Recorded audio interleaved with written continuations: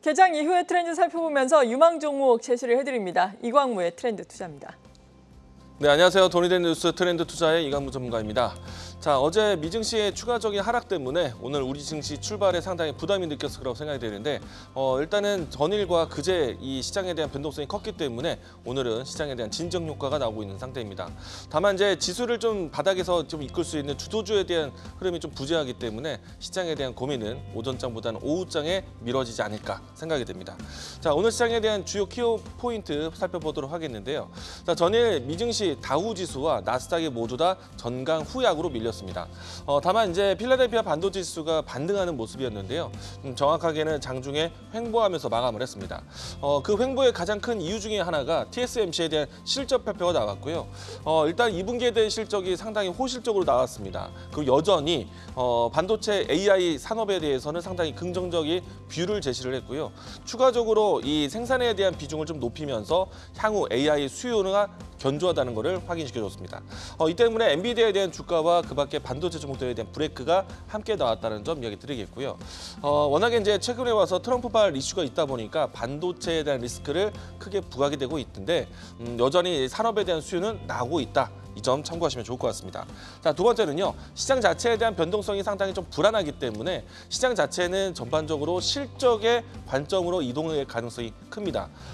물론 이제 이 실적 관점에서 순환면을 본다라면은 항상 이야기 드려왔지만은 조선, 자동차, 그 밖에 화장품, 이와 같은 주요 수출 품목의 환율 수혜주들이 가장 중요할 것 같은데요. 일단은 현대차, 기아차에 대한 계속해서 이제 레코드가 나오고 있는데 올해 상반기에 유럽 시장 점유율이 8.2%였습니다.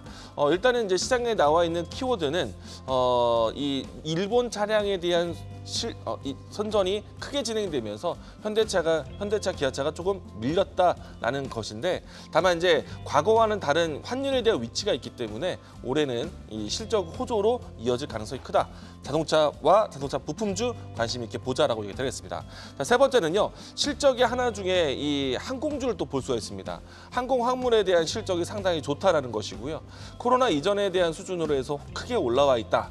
그러면은 지금 이 항공 화물에 대한 주요 품목은 무엇인지가 또 중요한데요.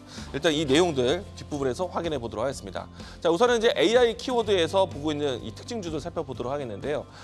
일단은 자동차에 대한 관심. 사실 최근에 이제 현대차, 기아차가 여전히 하락세를 보이면서 좀 내려왔었고요.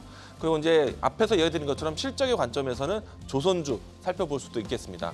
다만 이제 조선주 같은 경우에는 꾸준한 랠리 이후에 조정의 모습 보여주고 있기 때문에 숨고르기다라고 할 수 있겠고요. 그리고 원전과 건설 같은 경우는 최근에 이 팀 코리아에 대한 소식 때문에 변동성이 컸다 보니까 오늘 시장 키워드로 잡혀졌습니다. 자, 그러면 오늘 장 안에서 지켜보셔야 되는 키워드 살펴보도록 하겠는데요. 앞에서 이야기드린 것처럼 항공 화물에 대한 소개를 해드리도록 하겠습니다. 일단은 대부분의 항공 화물의 주 수출 수입원은요. 반도체에 대한 품목이 상당히 수요가 늘어나면서 항공 화물에 대한 실적이 안정적으로 바뀌고 있다는 점이고요.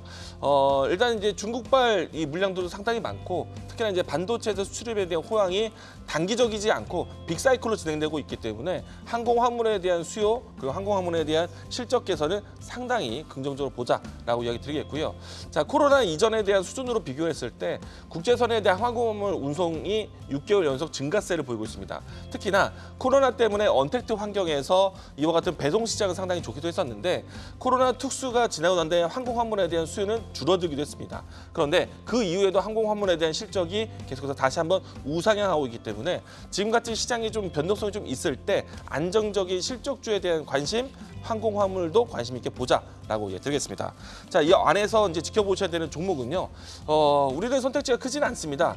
다만 중요한 포인트라고 생각이 되는데 오늘 제가 준비한 종목은 대한항공입니다. 이 종목 같은 경우에는 좀 오랜 시간 동안 좀 하락을 했기 때문에 브레이크를 잡아야 되는 위치고요. 이와 같은 위치에서 실적에 대한 관점으로 주가에 대한 바닥을 확인할 가능성이 높습니다. 자, 우선은 이제 이 언택트 이제 리오프닝에 대한 효과로 인해서 장거리 여행객들에 대한 수요가 늘어났다는 점, 특히나 유럽에 대한 여행이 좀 풀렸다는 것이 실적에 대한 모멘텀이 될 것 같고요. 앞에서 이야기 드린 것처럼 항공 화물에 대한 수요가 늘어나고 있는 시점이기 때문에 실적이 상당히 개선이 될 겁니다. 다만 이제 단거리 노선에 대한 운임 하락이 시장에 대한 부담인데 이 부분은 주가에 어느 정도 좀 반영됐다. 않을까라고 생각이 되고요. 그리고 이제 추후에 아시아나와의 통합에 대한 모멘텀은 상당히 긍정적인 모멘텀을 작용할 수 있기 때문에 최근 얼마 전에 발표했었던 이야기가 언급이 되었었던 인터뷰의 한 내용 중에 10월 달쯤이면은 아시아나와의 합병 기대감 높다라고 이야기 나왔습니다. 이 부분에 대해서는 잠재적인 모멘텀으로 확인해 보도록 하겠습니다. 자, 이 종목에 대한 주가 흐름 보도록 하겠는데요.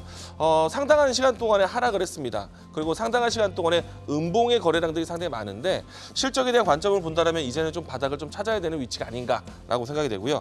현재 위치에서 반등이 나온다면 1차적인 목표가는 직전에 있었던 목표 상단 24,000원대까지 1차적인 목표가, 손절 라인 때는 25,500원 제시하도록 하겠습니다.